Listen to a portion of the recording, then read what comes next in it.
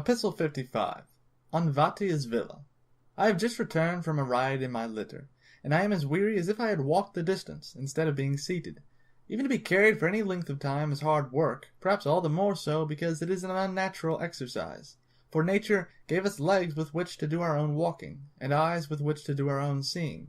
Our luxuries have condemned us to weakness, and we have ceased to be able to do that which we have long declined to do. Nevertheless, I found it necessary to give my body a shaking up, in order that the bile which had gathered in my throat, if that was my trouble, might be shaken out, or, if the very breath within me had become, for some reason, too thick, that the jolting, which I have felt was a good thing for me, might make it thinner. So I insisted on being carried longer than usual along an attractive beach, which bends between Cumae and Sir Willius Vatia's country house, shut in by the sea on one side and the lake on the other, just like a narrow path. It was packed firm underfoot because of a recent storm, since, as you know, the waves, when they beat upon the beach hard and fast, level it out, but a continuous period of fair weather loosens it, when the sand, which is kept firm by the water, loses its moisture. As my habit is, I began to look about for something that might be there of service to me, when my eyes fell upon the villa, which had once belonged to Vatia. This was the place where that famous Praetorian millionaire passed his old age. He was famed for nothing else than his life of leisure, and he was regarded as lucky only for that reason.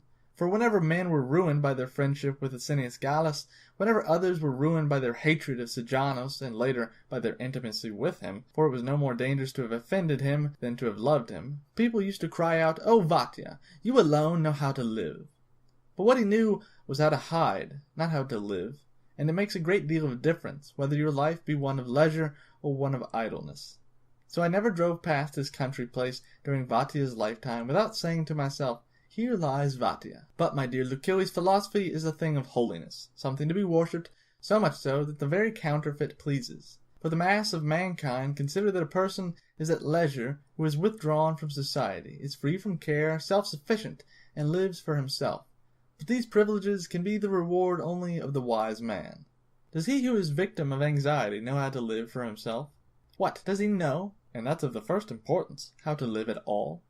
For the man who has fled from affairs and from men, who has been banished to seclusion by the unhappiness which his own desires have brought upon him, who cannot see his neighbor more happy than himself, who through fear has taken into concealment, like a frightened and sluggish animal, this person is not living for himself, he is living for his belly, his sleep, and his lust.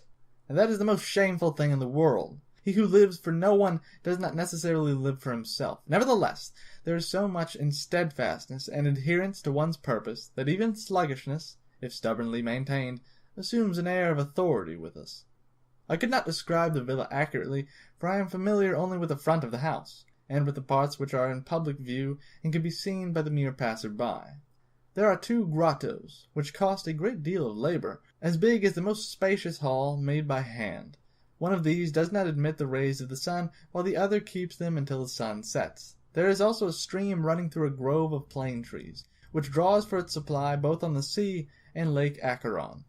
It intersects the grove just like a raceway, and is large enough to support fish, although its waters are continually being drawn off.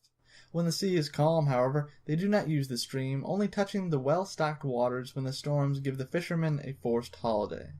But the most convenient thing about the villa is the fact that Baiae is next door. It is free from all the inconveniences of that resort, and yet enjoys its pleasures. I myself understand these attractions, and I believe that it is a villa suited to every season of the year. It fronts the west wind, which it intercepts in such a way that Baiae is denied it, so it seems that Vatia was no fool when he selected this place as the best in which to spend his leisure when it was already unfruitful and decrepit. The place where one lives, however, can contribute little towards tranquillity. It is the mind which must make everything agreeable to itself. I have seen men despondent in gay and lovely villas, and I have seen them to all appearance full of busyness in the midst of solitude. For this reason, you should not refuse to believe that your life is well placed merely because you are not now in Campania. But why are you not there? Just let your thoughts travel even to this place. You may hold conversation with your friends when they are absent, and indeed as often as you wish, for as long as you wish. For we enjoy this, the greatest of pleasures, all the more when we are absent from one another. For the presence of friends makes us fastidious, and because we can at any time talk or sit together, when once we have parted, we give not a thought to those whom we have just beheld. and we ought to bear the absence of friends cheerfully, just because everyone is bound to be often absent from his friends even when they are present. Include among such cases, in the first place, the nights spent apart, then the different engagements which each of two friends has, then the private studies of each, and their excursions into the country, and you will see that foreign travel does not rob us of much. A friend should be retained in the spirit. Such a friend can never be absent. He can see every day whomsoever he desires to see. I would therefore have you share your studies with me, your meals and your walks. We should be living within too narrow limits if anything were barred to our thoughts. I see you, my dear Lucilius, and at this very moment I hear you. I am with you to such an extent that I hesitate whether I should not begin to write you notes instead of letters. Farewell.